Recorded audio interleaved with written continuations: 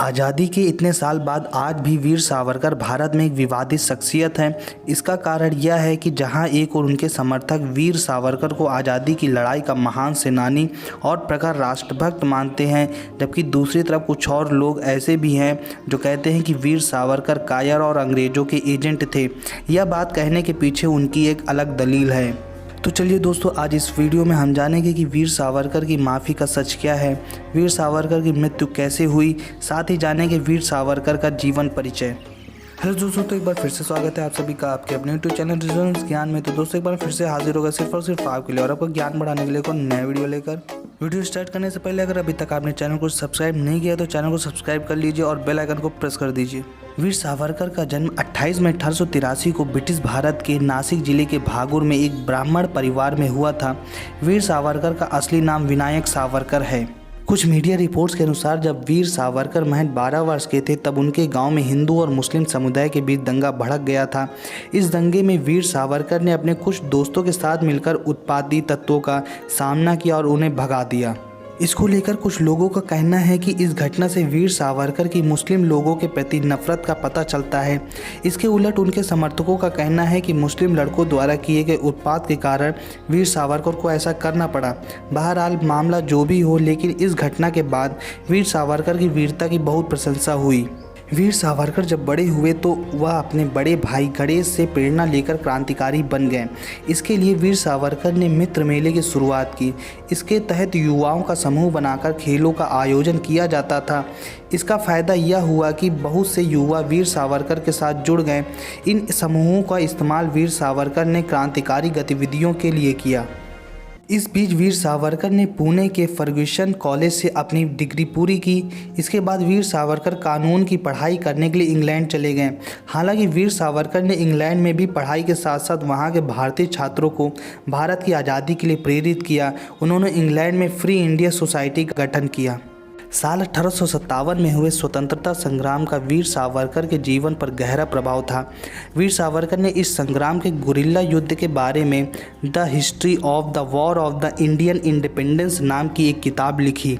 इस पुस्तक के जरिए वीर सावरकर ने लोगों को आज़ादी के लिए प्रेरित किया। हालांकि अंग्रेजी सरकार को जब किताब के बारे में पता चला तो उनके भीतर खलबली मच गई और आनन फानन में वीर सावरकर की किताब को प्रतिबंधित कर दिया गया। हालांकि इसके बावजूद वीर सावरकर ने यह किताब अपने दोस्तों के बीच बांट दी। इसके बाद वीर सावरकर वापस भारत आ गए और अपने भाई गणेश के साथ मिलकर इंडियन काउंसिल एक्ट 1909, जिसे मॉर्ले मिंटो रिफॉर्म्स के नाम से भी जाना जाता है, उसका विरोध करना शुरू कर दिया। हालांकि इस विरोध प्रदर्शन को देखते हुए ब्रिटिश पुलिस ने वीर सावरकर के खिलाफ आपराधिक साजिश रचने का आरोप लगाते हुए गिरफ्तारी वारंट जारी कर दिया। इस बीच वीर सावरकर गिरफ्तारी से बचने के लिए पेरिस चले गए। हालांकि 13 मार्च 1910 को पुलिस ने वीर सावरकर को गिरफ्तार कर लिया। साल 1911 में फ्रांसीसी अदालत ने वीर सावरकर को वापस बॉम्बे भेज दिया और भारत लाए जाने के बाद कोर्ट ने वीर सावरकर को 50 साल की सज़ा सुनाई। इसके बाद ब्रिटिश हुकूमत ने वीर सावरकर को 4 जुलाई 1911 को अंडमान और निकोबार द्वीप समूह की कुख्यात सेलुलर जेल, जिसे काला पानी नाम से भी जाना जाता है, उसमें बंद कर दिया। सेलुलर जेल में वीर सावरकर को तरह तरह की यातनाएं दी गईं। हालांकि वीर सावरकर ने हार नहीं मानी और जेल में रहकर अपने साथी कैदियों को पढ़ाना शुरू कर दिया। यही नहीं, वीर सावरकर ने सरकारी अनुमति से जेल में ही पुस्तकालय भी शुरू कर दिया था। इसके अलावा वीर सावरकर ने जेल में रहकर हिंदुत्व एक हिंदू कौन है नामक वैचारिक पर्चे लिखे और इन पर्चों को अपने समर्थकों की मदद से चुपचाप जेल के बाहर भेजते रहे। धीरे धीरे यह पर्चे पूरे भारत में प्रकाशित हुए और लोगों के बीच फैल गए। वीर सावरकर एक नासिक व्यक्ति थे, लेकिन उन्हें खुद को हिंदू कहने पर गर्व होता था। वीर सावरकर ने अपने पर्चों में हिंदू धर्म, बौद्ध धर्म, जैन धर्म, सिख धर्म को एक समान बताया है और अखंड भारत के निर्माण का समर्थन किया है। हालांकि वीर सावरकर ने मुसलमानों और ईसाइयों के अस्तित्व का समर्थन नहीं किया है और उन्हें भारत में मिसफिट बताया है। 6 जनवरी 1924 को वीर सावरकर की काला पानी की सज़ा खत्म हो गई और वह जेल से बाहर आ गए।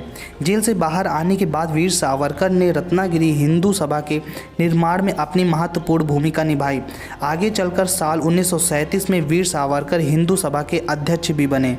इसी बीच मोहम्मद अली जिन्ना ने देश में हिंदू और मुस्लिम के बीच तनाव बढ़ाना शुरू कर दिया था। इस तनाव को देखते हुए वीर सावरकर ने हिंदू राष्ट्र बनाने के प्रस्ताव दिए। इससे वीर सावरकर की लोकप्रियता बढ़ती गई और धीरे धीरे कई लोग उनसे जुड़ते चले गए। वीर सावरकर के बारे में कहा जाता है कि वह भारतीय राष्ट्रीय कांग्रेस यानी कि इंडियन नेशनल कांग्रेस और महात्मा गांधी के घोर आलोचक थे। वीर सावरकर ने महात्मा गांधी के भारत छोड़ो आंदोलन का भी विरोध किया। यही नहीं, वीर सावरकर कहीं भी भारत के विभाजन के पक्षधर नहीं थे। इसकी जगह वीर सावरकर चाहते थे कि एक राष्ट्र के अंदर ही 2 राज्य बना दिए जाएं।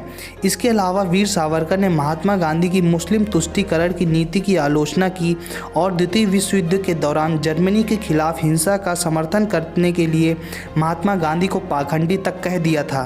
दोस्तों, वीर सावरकर के आलोचक कहते हैं कि वीर सावरकर ने अंग्रेजों को पत्र लिखकर के उनसे माफ़ी मांगी थी। तो चलिए जानते हैं वीर सावरकर की माफ़ी का सच। दरअसल साल 1911 में जब वीर सावरकर को काला पानी भेज दिया गया तो जेल में उन्हें तरह तरह की यातनाएं दी गई। वहां वीर सावरकर को घनी अंधेरी कोठरी में रखा गया था। वहां वीर सावरकर और अन्य कैदी सरकारी अफसरों के बग्गी खींचते थे। इस दौरान कैदियों को मारा भी जाता था। इसके अलावा टॉयलेट कम होने के कारण कई बार कैदियों को अपनी बैरक में ही मल त्याग करना पड़ता था। कई बार कैदियों को खड़े खड़े ही मल त्याग करना पड़ता था। जेल में काफ़ी यातनाएं झेलने के बाद वीर सावरकर ने अंग्रेज़ों से माफ़ी मांगने का मन बनाया। वीर सावरकर ने जेल से 6 बार अंग्रेजी हुकूमत को चिट्ठी लिखी। वीर सावरकर ने अपने माफ़ीनामे में लिखा था कि अगर सरकार अपनी असीम दयालुता से मुझे रिहा करती है तो मैं यकीन दिलाता हूँ कि मैं संविधानवादी विकास का सबसे कट्टर समर्थक रहूँगा और अंग्रेजी सरकार के प्रति वफादार रहूँगा। ऐसे में अंग्रेजी हुकूमत ने वीर सावरकर के अच्छे व्यवहार को देखते हुए उन्हें साल 1924 में रिहा कर दिया। हालांकि वीर सावरकर पर 2 शर्तें भी लगाई गई थी कि वह किसी राजनीतिक क्रियाकलाप में शामिल नहीं होंगे और रत्नागिरी के जिला कलेक्टर की अनुमति लिए बिना जिले से बाहर नहीं जाएंगे। वीर सावरकर के इसी माफ़ीनामे को लेकर अक्सर विवाद होता है। हालांकि महात्मा गांधी ने वीर सावरकर के माफ़ीनामे को वीर सावरकर की चतुराई बताया था। महात्मा गांधी का कहना था कि वीर सावरकर अंग्रेज़ों के सामने झुके नहीं थे बल्कि आगे की लड़ाई के लिए चतुराई दिखाई थी। सावरकर जेल के बाहर रहकर देश की आज़ादी के लिए जो कर सकते थे वो जेल के अंदर रहकर नहीं कर पाते। हालांकि देश की आज़ादी के बाद वीर सावरकर की छवि को उस समय काफ़ी गहरा धक्का लगा जब महात्मा गांधी की हत्या के आरोप में पुलिस ने वीर सावरकर को गिरफ्तार कर लिया। हालांकि बाद में सबूतों के अभाव में वीर सावरकर को रिहा कर दिया गया, लेकिन गांधी की हत्या का दाग धोने में उन्हें काफ़ी समय लगा। देश की आज़ादी के बाद वीर सावरकर 1966 तक जिंदा रहे, लेकिन उन्हें उसके बाद स्वीकार्यता नहीं मिली। इसके अलावा एक चीज़ और है जिसको लेकर सावरकर के विरोधी उनकी आलोचना करते हैं और वह चीज़ है अंग्रेज़ों से पेंशन लेना। कहा जाता है कि अंग्रेज़ों से उनको 60 रुपये प्रतिमाह पेंशन भी मिलती थी। इसको लेकर सावरकर के विरोधी अक्सर सवाल उठाते हैं कि अंग्रेज़ उनको पेंशन दिया करते थे 60 रुपये महीना, वो अंग्रेज़ों की कौन सी ऐसी सेवा करते थे जिसके लिए उनको पेंशन मिलती थी।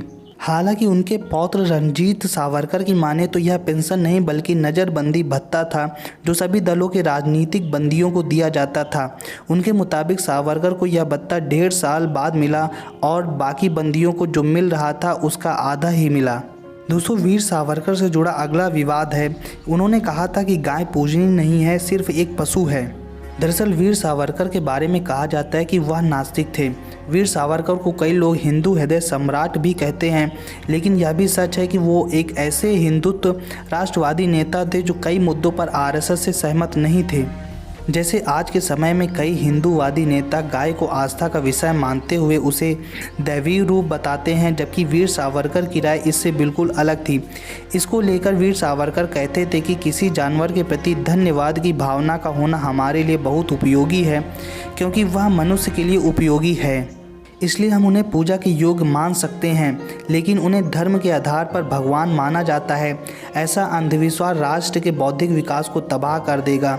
वीर सावरकर ने कहा था कि गाय की देखभाल करें, पूजा नहीं। वीर सावरकर ने अपने जीवन में इच्छा मृत्यु का प्रण ले लिया था। 1 फरवरी 1966 को वीर सावरकर ने घोषणा की थी कि वह मृत्यु तक उपवास रखेंगे और भोजन नहीं करेंगे। 26 फरवरी 1966 को उन्होंने अपने बॉम्बे निवास पर अंतिम सांस ली। उनका घर और अन्य सामान अब सार्वजनिक प्रदर्शन के लिए संरक्षित है। साल 1980 में इंदिरा गांधी ने पंडित बाकले को लिखे पत्र में सावरकर के बारे में कहा था कि वीर सावरकर का अंग्रेजी हुक्मरानों का खुलेआम विरोध करना भारत के स्वतंत्रता आंदोलन में एक अलग और अहम स्थान रखता है। इसके अलावा इंदिरा गांधी ने वीर सावरकर के सम्मान में डाक टिकट भी जारी किया था और सावरकर ट्रस्ट को अपने कोष से 11,000 रुपये का दान भी दिया था। यही नहीं, इंदिरा गांधी ने साल 1983 में सावरकर को महान क्रांतिकारी बताते हुए फिल्म डिवीज़न को उन पर डॉक्यूमेंट्री बनाने का आदेश भी दिया था ताकि देश की आने वाली पीढ़ियाँ उनके बारे में जान सकें। दोस्तों चलिए जानते हैं वर्तमान राजनीति में वीर सावरकर की क्या भूमिका है। आज भी राजनीति में वीर सावरकर की भूमिका महत्वपूर्ण है। उनके नाम को लेकर अक्सर नेताओं के बीच में विवाद होता रहता है।